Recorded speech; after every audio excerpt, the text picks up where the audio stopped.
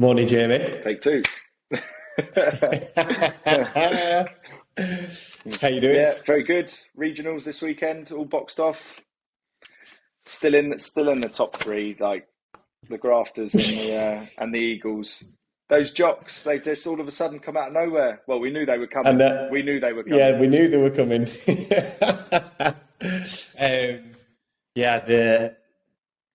Did they take straight first? No, it was first, third, wasn't it? Yeah. That was it.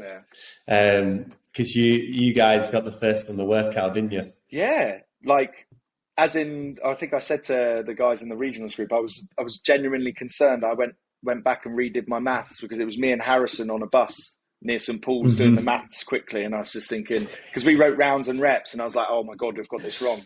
But yeah, some fit people in London. Just need to get under a bit more of a barbell.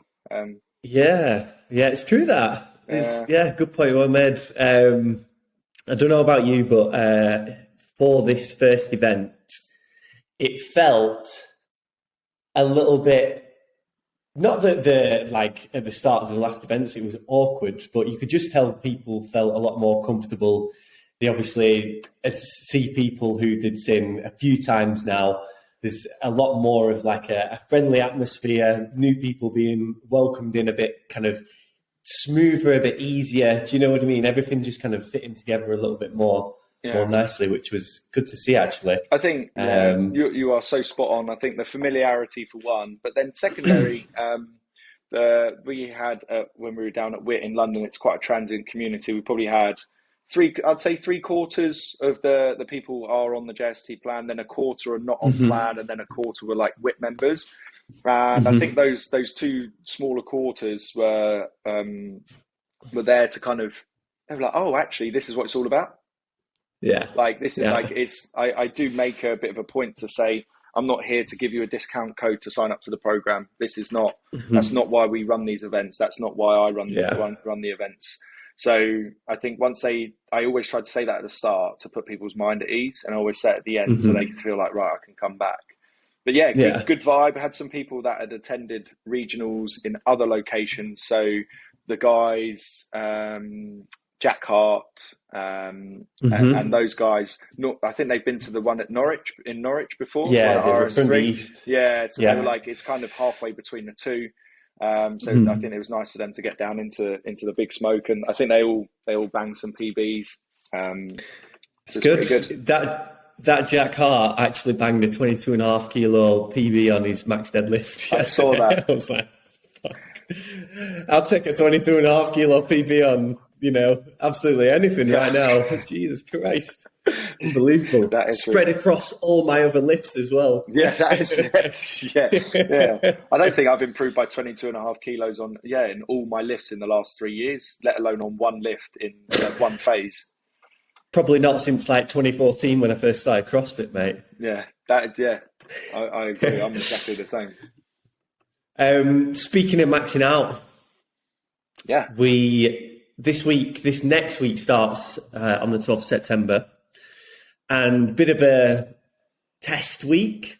Got a few things that we're kind of testing. So we've got our 3 rep max back squat to kick things off. So we progressed nicely into this, haven't we? We went through 5 sets of 3, 3 sets of 3, and then we're hitting this 3 rep max. Yeah. Yeah, so even if we think even further back, Jack, this has been 7 weeks in the making. We hit some 5s, We did. And then we intensified it, and then we had like an easier week, an EMOM week, where we just kind of reloaded everything, and then we had a little foray into 3s, which is a nice natural progression, I think, for the guys that are coaches. If you start to pull out what we actually program, they're very simple linear progressions, which kind of have a big basket to catch people in. That's one of the things that with class programming, it's super, super important. You'll notice we do work some percentages, but they're guidelines. If you've got a member who's not been training much, you need to work on the lower end. If you have a member that's been training really well, or they're new and what you'll notice is someone's progression week to week, if they've in the first year of their CrossFit, like we were just talking about, the progression is massive. They won't jump by 5%. Yeah. They'll go 15 to 20% improvement. So bear that in mind. That's why we kind of program the way we do for our strength work. But yeah, we're coming to the end of it. And what we'll do is we'll transition into a more specific focus where we're going to look to target. We haven't done this before as a format, so this will be good fun for you guys. Where we're thinking of a segmented clean, and a segmented clean would be looking at improving pull-in strength and positions from the floor, as well as positional strength on the front squat. So we're going to be using those as supersets, where we're going between the two, and that's going to be our main strength focus going forward once we finish with this big, heavy 3RM. Yeah, cool. I think leading on from what you've said there, we've obviously taken plenty of time now to build some good strength. Just good to start making it a bit more specific towards the weightlifting side of things. So with the clean deadlift, like you said, it makes sense to make sure people are moving better, moving well. So we're refining the movement both on the clean deadlift and the front squat, as well as building that little bit more strength before then an opportunity to go heavier a little bit more often, probably in the next phase. So it kind of all passes on nicely. Build strength, refine how we move. Right, here's probably your best opportunity, your best time to then go big after that. So that sounds awesome. Also, the beauty of this very simple linear progression that we've done means that if people did miss 1 week, it doesn't matter too much, because we've gone off more an RPE really, which has been really nice to do, rather than being like, oh, it's got to be at this set percentage, which can be quite stressful for members if they've had a hard day and like the bar's just feeling really, really heavy. So actually quite nice to have done just something super simple like that as well. Sometimes people get themselves lost in the complexity. They're like, is it 75% or is it 78% or is it 82%? To be honest, it could be any of those percentages based on the day you have. Even with elite level athletes, you get 30 minutes less sleep. You miss one of those sleep cycles. You had a slightly harder workout the day before. All of those things will contribute in. And I think that allows you to become a more responsible athlete and guide your own training. If it's not feeling good, I think one of my best exponents of that is knowing Ben. He was very intuitive, probably more on the conservative side. If he didn't feel good, he wouldn't do it, and he wouldn't lose sleep over it. I think most people think more is better, but actually, as we always talk, I think he did 110 snatch for a snatch, hang snatch, overhead squat the other day. Been training twice a week. He needs to go back in the bit. He needs to go and do some more work with Rad, because they're clearly not successful enough and he's got too much time. I love that. Great points well made. After we've done the squats, we've got a piece or a workout that is more for quality for today, which we don't do too much of. It's sprinkled in every now and again, but definitely nice to do a workout and not have to worry so much about how many rounds and reps you're actually doing. Yeah, most certainly. I think this is taken directly from the athlete plan. Rather than kind of doing a certain amount of rounds, it was, again, move for quality. So there's no requirement for how much you're getting done. And sometimes with this kind of work, we'll just stick it to the strict pull-in and push-in. But I threw some double unders in there because I think it's just another refinement skill. What we don't want to use these double unders for is for raising the heart rate so much that it then degrades the quality of our block. So if you find double unders difficult, prioritize them. So use them as the opportunity to kind of get better at your double unders. That first movement, the pegboard, the rope climb, or the legless rope climb, the regular rope climb on the strict pull-up, that's an option. That's not doing all of them. So it's just choose the one that's most suited. I understand not many gyms have pegboards, but a lot do have have legless ropes. A lot of gyms do have ropes. And the 4 strict pull-ups will be based around someone who's trying to improve their pull-in strength, or rope pulls from the floor. Some overhead squats in there are, again, a fruity challenge. They on the face of it, they look quite easy, but when we get down to it, the rotation through the thoracic and trying to keep your hips square is a very tough challenge. Yeah, agreed. They can be definitely a tough challenge, and for different reasons for different people. So just making sure to open up that thoracic a little bit more. I'd probably be picking up on them single arm overhead squats a little bit more. Just do a little bit of an extended warm up, maybe after the back squats for the upper body to get stuck into them. Yeah. Cool. On to Tuesday, we have some weightlifting work and a bit of power in there as well. So we've got some broad jumps in between. For this today, we're looking for it to be just really explosive, really snappy. It should be just good, clean reps throughout this piece is what we're looking for. So if we think of our Monday and Tuesday as a group of sessions, the priority on the Monday was to get the heavy load, and then we had some accessory work to kind of finish. The opposite is for the Tuesday. The weightlifting is more technique. We will feel still quite open from the finisher on the Monday in the overhead position. Now we get to do it with the barbell, like you've already mentioned, Jack, there. Nice and snappy, nice and explosive. And that hip extension for the 2-footed broad jump is a very similar hip extension that you're going to be aiming for on your ring or your bar muscle up. So less on the weightlifting, more on the workout in terms of today's session, where we've got, again, taken from the athlete plan, 3 rounds. We've got some calories. I've put it on a machine rather than like being specific. This is ideally, I say RX would be done on a rower, which has direct fatigue. But again, it's find a machine that's worth using that you can get benefit from. So if someone struggles with muscle ups, get them on a lower body machine, or even if it's something like a 300-meter run. So we've got that, and then we've got ring or bar muscle ups. Again, ideally it's ring, but we've put bar in there as an alternative option if for a class perspective you don't have enough rings to facilitate that. And that's our main focus. How many ring or bar muscle ups should you do? Obviously, we've written it down as 12. We had this conversation in the core programming group about how do we scale this. And within the athlete plan, we use a set percentage based off of your 5-minute test or your max unbroken. Whereas within a class, we won't necessarily have all of that data. And again, it's a bit more fluctuating. So a good way that I think about it is being able to get there in 3 to 4 sets.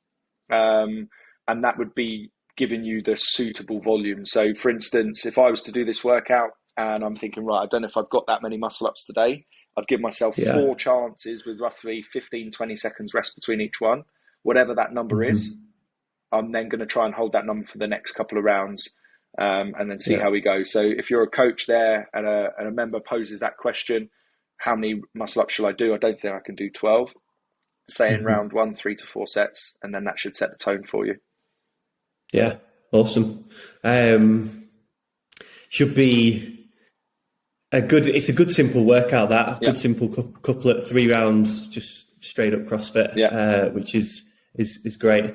For those doing chest to bar pull-ups, or for those that aren't doing ring or bar muscle ups in the workout, how are you? And we talk about this quite every time, like how are you going through your warm up? Because obviously chest to bar pull-ups is a little bit different to ring muscle ups as an example. So first conversation to have is it a skill or a physical limitation on the chest to bar, on the muscle up? So if you say, for instance, someone's got a bit of a feely shoulder and they don't quite have the muscle up, and they're like, look, I'm going to do chest to bars today. The first thing you'd be like, okay, let's double the number of repetitions, because for a time frame point of view and a volume point of view, it is more suitable for that. If it's more of a physical capacity aspect, you still want to keep the number down. So I'd rather see someone do 12 chest to bars than 24 chin over the bar pull-ups or jumping pull-ups. So again, keeping that volume low, and that will suit a more of a beginner.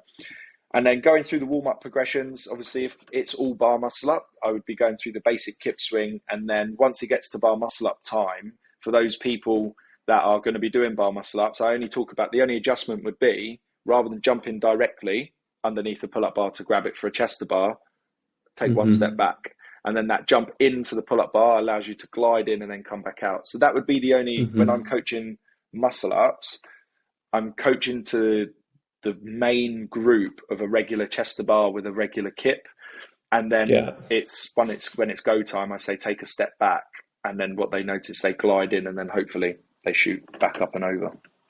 So that's how I'd group coach the chest to bar. Cool. Awesome. Let's get stuck into Wednesday.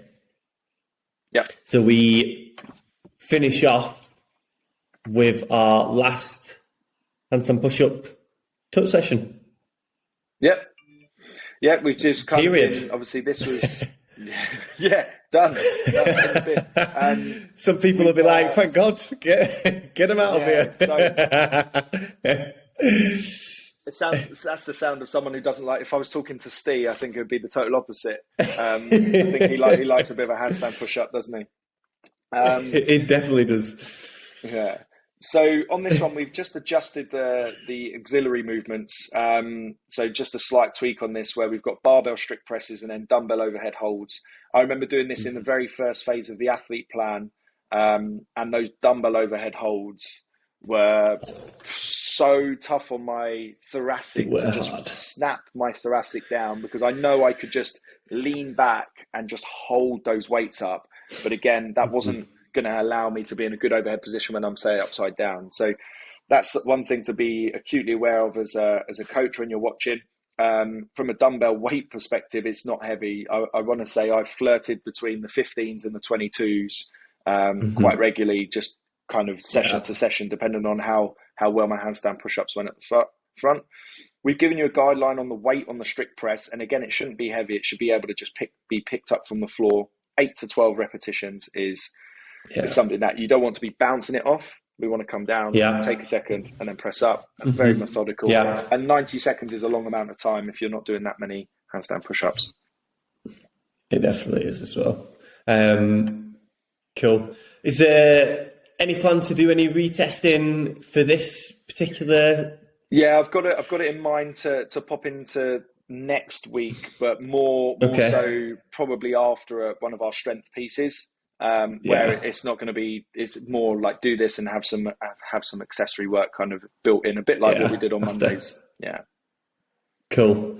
I know for myself, obviously I did these TUT sessions, not been doing that much kipping handstand push-ups or anything like that recently, but coming back to doing kipping handstand push-ups felt pretty good. It's surprising, after you get used to being upside down for 60 to 90 seconds, how easy it is, like I say, to be upside down for only 20 seconds. So actually, it's worked pretty well. On the workout, bit of midline savagery here. Yeah, it's this is tough. This is a tough workout.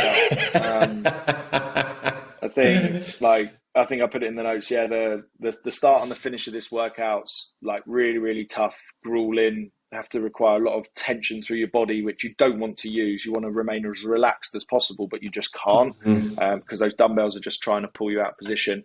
And then just to compound that with like taxing your midline, and then back to a kind of a more awkward exercise with the sandbag to shoulder. Obviously, the alternating would be, I've written in here as double dumbbell power cleans. Again, just to keep that awkwardness like right up there. In terms of the sandbag, it's heavy, but it's not. It's something that you want to be able to you're not going to touch and go these. You could and it's only 10 reps. It's like pick it up, put it down, make sure you don't step back from it. Because ultimately it's about how well you manage the front end to then hold on in the back end of this workout. Because if this was 20, 15, 10 stop, you'd be like, okay, let's nick a bit of the first 5 or so double press, settle in, and then unbroken toes to bar. Whereas I think the smart play is to possibly break that first set of toes to bar. It's 15 reps for a regular member. Probably you could do it unbroken, but you split it into 2, and then it allows you to then hold on to that back end. Yeah, I think, like you said, just taking a little bit of sting, especially that first set of devil's press. No doubt there'll be some people that go out hot and after 10 reps will be wishing that this workout was over. The other day we did at High Performance in Wigan, we did the Winter Soldiers qualifier, which had devil's press in a chipper, and Phil Roy and Steve got a bit ahead of me after doing the wall balls and the box overs, but when it came to the devil's press, like I just didn't let go of the dumbbells the whole time, and it was moving at the same pace, and it was surprising how much like I managed to catch up to them. And I think if you can just be a bit more disciplined and be clever with how you bring those dumbbells down, you're a bit more inclined to just go back up for the next rep. I've also got a great video that David's done on devil's press as well, which we'll put in the groups as a bit of a reminder for a few different techniques that people can use as well. So yeah, definitely cool. On to Thursday. The rest day we needed. I think 30 minutes, moving and grooving. Again, it's a good standard workout here where we can get some machine-based work while we're in our rest period, just accumulating some good quality movement with the dumbbells. So some single arm hang snatch and then some dumbbell overhead squats again. Just use a weight based off of your ability to do the overhead squats. If you're really struggling with that overhead squat, I'd rather see an overhead reverse lunge. Just trying to again, keep that thoracic extension while you're flexing at the hip. The lunge will be a little bit easier there. And it's a good opportunity, I think, to just get yourself moving. The first few days are difficult all in their own right. If you think Mondays, heavy focus on the legs. Tuesdays, we've got a higher skill gymnastics. And then on the Wednesday, I wouldn't say our priority is the workout, but you're going to feel more of the workout than you are going to feel the handstand push-up. So we've kind of got 100%. A blend of like weightlifting, gymnastics, and then CrossFit across those 3 days, which will kind of leave you probably feeling pretty bruised and pretty battered. So nice, easy Thursday. Yeah, nice, easy Thursday. Much needed, like you said. Cool. On to Friday then. I'm excited about this. This looks fun. You're excited about this? Yeah. Most people will recognise these from past open workouts. Can't remember the exact ones off the top of my head. 20.2 or 19.2 and 22.1. Yeah, 22.1 definitely. You're in the I think it might be. Yeah, was it? I think it's 19.2. No, 19.2 is the toes to bar double under clean one. I'm pretty sure that was where they repeated it, and this is a second workout. I think this might be the first workout because they normally do a nice accessible one. Nah, it was the second. I'm telling you, it must be 20.2 then. All right. Because it was after the international online qualifiers, and I remember getting back from my stag do, and the first week was the snatch and the bar facing burpees, and this was week 2, I think. The thruster toes to bar double under, I think. Oh, wowza. Only remember because of the stag do. Savage. Maybe it was 2018. Anyway. I think about... I digress. You're like, whatever. No, so yeah, we've split. I'll go straight into the workout then. We've split them into mini AMRAPs, which I think both of these workouts were longer single AMRAPs, as in 20 minutes. I'm pretty sure for one of them, 15 minutes. To 20 minutes. Yeah, 15 to 20 minutes. So we're going through this twice. So we are getting 16 minutes worth of AMRAPing, but then we've got that little 2 minutes break, which is enough to kind of settle ourselves down and then bring up our movement quality back to where it needs to go.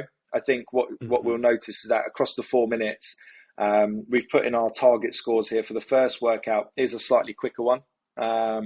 Especially if that wall walk starts to get a little bit slow and a little bit arduous, it will slow you down considerably.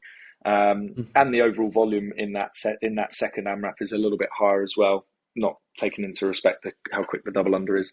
So with the dumbbell thrusters, I think trying to stay upright and trying to keep your grip as relaxed as possible is a very, very tough thing to do with dumbbell thrusters. Normally on a barbell, when it's light, you can just rest off your fingers. Obviously, Here, you're just trying to stay as upright as possible so it can sit across the palm of your hand and you're not having to over grip those dumbbells. Because again, going onto toaster bars a bit grippy, you want to be unbroken through those, and then the double unders will just start to add to that shoulder and forearm fatigue. So with both of these, use your first round as a bit of a time feeler. Do a round. I want to think of like just step in between your movements. The stuff shouldn't be too far away, but we're not rushing between them. So we're not trying to nick around. We step between our movements. And then from there, if we feel like once we get a round in, that's comfortable time-wise, we can pick up the pace. That's when we do it. And I think that's a good way to go for your members, because most of the time, if you come out too hot, 2 minutes rest isn't going to be enough to completely recover. Yeah. It's much needed, that 2 minutes to keep quality. Like you say, those dumbbell thrusters, knowing where to put the head of the dumbbell for you is a big thing for them. For example, myself, I quite like them resting on the back of my shoulder at just the head, whereas Steve likes it more out here to the side. He finds it more comfy out there. So again, that's pretty much horses for courses there. It's just finding what you feel is best for you. And I think for the second AMRAP, the wall walk, getting into that rhythm of how many steps it takes you to do each rep. So can you do it in 4 steps for every single rep that you do? Trying to do it in a few steps every time. So making sure those hands are shoulder width apart, not any wider, will make that easier. Just picking on a few of the finer nuances of those movements that we don't do maybe quite as much as some others. Just nice to pick on them. Definitely. Yeah, it's a great workout to just make sure that you're doing these basic movements really well. Like whenever you watch someone who's very, very good at any discipline, so say they're elite level in anything, they look very calm, they look composed, and they look very assured of themselves. So whenever I'm watching a class, I can see those people that they just look in control. These are the kind of workouts to really practice and have a play around with. For sure. Good. Right on to Saturday. Yep. Big Saturday session, weights-wise. Oh, yeah. Kicking things off with a 1 to 3 rep max push press. What's the thoughts on giving the bit of a rep range there? Cool. So twofold. Firstly, we didn't specifically do a test. We started with a rep range. So we started high on the rep range, we built down and then built back up. So we were more about accumulating volume. And I'm not the biggest fan on high volume push presses as a test. I like them as a training tool, but as a test, I think once we get past 3, maybe at the most 5, I think we start to see diminishing returns on the lean back. We start to see lots of other things kind of start to go. I think once you get past that point, a push jerk is potentially a more beneficial exercise. So that's reason 1. And then reason 2, the 1 to 3 is because obviously we don't have a test to go off of. With this, just choosing something that if you want to go super heavy and see what your 1 rep max is, great. If you're not feeling like super up for a big heavy 1 rep max, a 3 is a more like less aggressive number. So if you're rolling up to class on a Saturday thinking, right, I'll get a workout, I'll have some fun, but ultimately I'm not trying to go too crazy today, the 3 is probably more suited for you. Even more so in the notes we put for the beginners or the newer members, like 7 sets of 5 across that 12 minutes is probably a nice way to just continue to accumulate more volume. You're probably taking it from the floor as well, so you're just trying to get some volume, get some good practice in there. Yeah, 100%. It's also one of them as well where sometimes that 1 rep max isn't there, but that 3 rep max is. Yeah. Or vice versa. Yeah. So nice to have a little bit of flexibility to be like, my final bit of the lockout at that very higher end just isn't there, but I know for 3, for some reason, it just feels like it is there. Yeah. So yeah, good to have a little bit of a rep range as well for that reason. Onto the workout. Yeah. So the idea of this is to hit the same weight throughout all the sets. Obviously, we've got the burpees over the bar there. what for you as a coach are the key points that you want to get across when tackling this workout? What, good question. like, to give them a bit of to give them an idea of what to expect and what weight to go at? Yeah. So firstly, they'll look at that and go, cool, it's only 10 minutes and we've only got 12 minutes for the push press as well. That's not much for a big Saturday.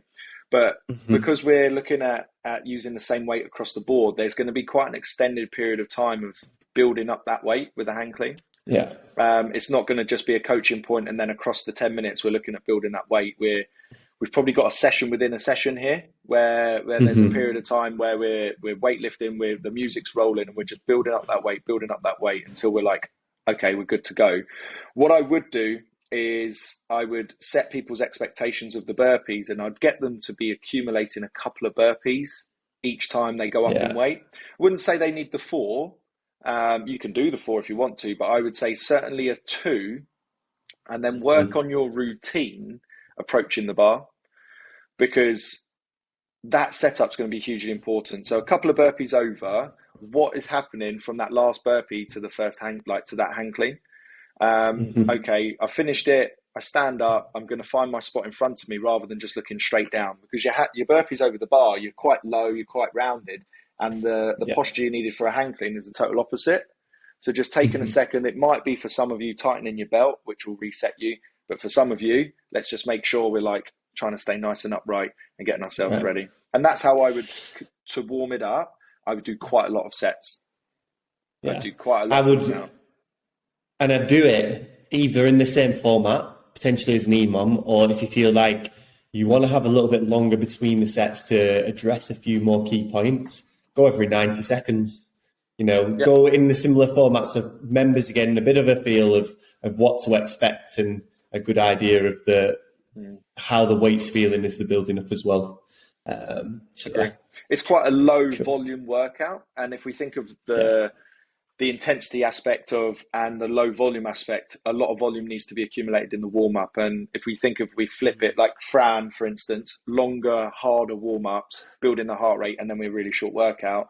On the flip side, if we were going to do this for 30 minutes and we build the weight, we'd probably only do a couple of sets and then we're ready to go, and it's a smaller warm up. So just bear that in mind when you're coaching it. Don't over-egg the first bit on the push press because you think you have time, and then leave your members a bit short, because then they're going to want to go a little bit heavier or they get caught out in the first round. True. If you need a bit of a guide weight-wise as to what people may be aiming around, it's probably around 85% of what people's 1 rep max clean is. Might be a little bit heavy for some people, close to 90. Might not be as heavy for others, but should give you a very rough ballpark figure for some of you to go off. So yeah, like it. Wicked. On to the final day of the week, Sunday. Sunday pump rooms. Sunday pump rooms.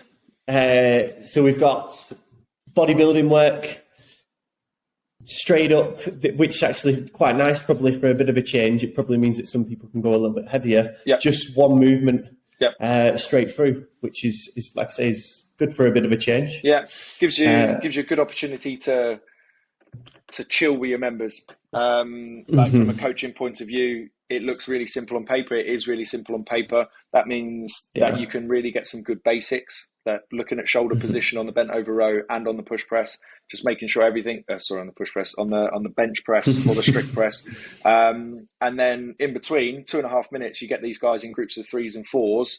You just watch the community do its work. If we think at the end of the day, we are community-based gyms. And what we do want is we want those people to be able to talk to each other, to network if they do that networking, catch up, whinge about their family life, whatever they're going to do, let them do it rather than being face down in a burpee every single time. 100%. So like you said, it's a great simple session. It's more than just about getting a workout. It's the little bits in between that as well, building that relationship. 100%. And then to finish off Sunday, and we've had this format for the past couple of weeks as well. It's just a nice, spicy little EMOM to wrap up the week.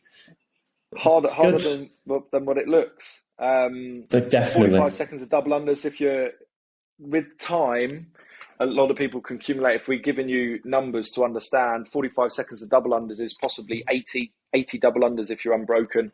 45 seconds of wall balls is 20 to 25 reps.